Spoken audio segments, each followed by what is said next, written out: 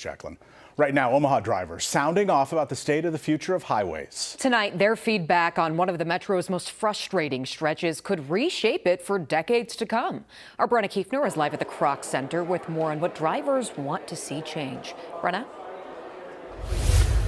Yeah, Brian and Aaron, NDOT is focusing on a 7-mile segment on U.S. Highway 275 known as the JFK Freeway. And NDOT says that's actually one of their most dangerous sections throughout the Omaha Metro.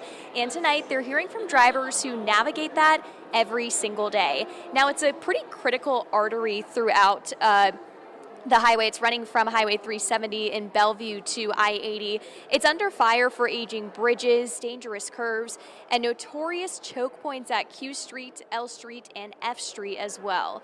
There were more than 1,300 crashes on this stretch during a 2-year study period, according to NDOT.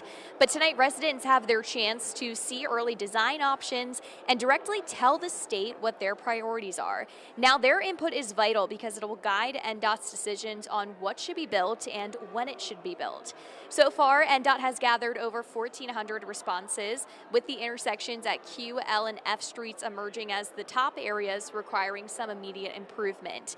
And without this feedback, NDOT says congestion could worsen substantially by 2050, crash patterns will persist, and construction costs could skyrocket as the traffic volume grows.